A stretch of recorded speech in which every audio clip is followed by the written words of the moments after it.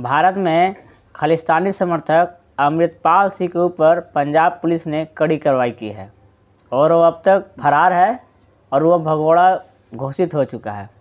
वहीं भारत में हुई अमृतपाल सिंह के ऊपर कार्रवाई से विदेशों में बैठे कुछ खालिस्तानी को मिर्ची लगी हुई है। ब्रिटेन में भारतीय दूतावास के पास कुछ खालिस्तानी समर्थकों ने भारतीय दूतावास में ज़बरदस्ती घुसने की कोशिश की और वहां के कर्मचारियों के साथ बदसलूकी की और वहां के भारतीय झंडा उतारने की भी कोशिश की।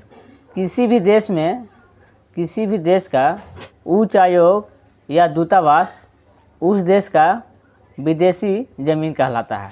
एक उदाहरण से आप समझ सकते हैं कि अगर भारत में किसी देश का दूतावास है, जैसे मान लीजिए इंग्लैंड में भारत का दूतावास है। भारत का दूतावास के अंदर भारत के ही कानून चलती है, उसके अंदर भारतीयों के लिए काम किए जाते हैं, उनकी सहायता की जाती है और ज़रूरत पड़ने पर उन्हें आश्रय भी दिया जाता है।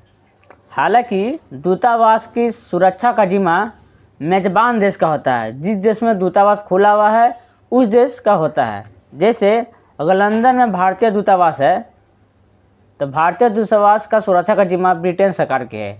वहीं अगर भारत में ब्रिटेन का दूतावास है तो उसके सुरक्षा का जिम्मा भारतीय सरकार की है।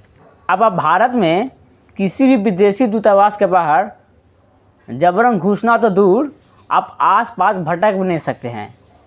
यहाँ चाक चौबंद सुरक्षा बहुत ही ज़बरदस्त होता है, सिक्योरिटी बहुत टाइट होती है। वह दुनिया के विकसित और ताकतवर देशों में गिनती आने वाले ब्रिटेन जैसे देश में भारतीय दूतावास के सामने ज़बरदस्ती घुस रहे हैं, कर्मचारियों के साथ बदसलूकी हो रही है और भारतीय झंडा को उतार दिया जा रहा है और ये देश कुछ नहीं कर पाते हैं। ऐसे में ब्रिटेन सरकार की ये बहुत बड़ी नाकामी और शर्मनाक बात है और कुछ विशेष कार्रवाई भी नहीं हुई थी।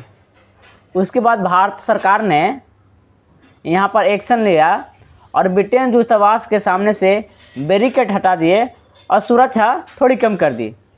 तब जाकर ब्रिटेन सरकार सख्ते में आई और उन लोगों के ऊपर कार्रवाई हो रही है।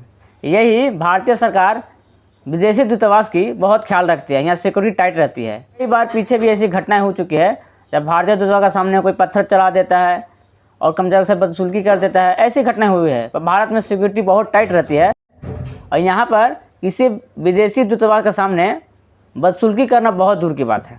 जब भारतीय सरकार ने एक्शन लिया उसके बाद वहाँ कार्रवाई शुरू हुई। कहा गया है कि जब जीव सीधे उंगली से निकलता है तो उंगली टेढ़ी करनी पड़ती है। भारत सरकार ने उंगली टेढ़ी की तो ब्रिटेन सरकार सख्ते में आ गई और कार्रवाई शुरू कर दी। ठीक है दोस्तों, फिर मिलेंगे एक नए वीडियो के साथ। धन्यवाद। जय हिंद।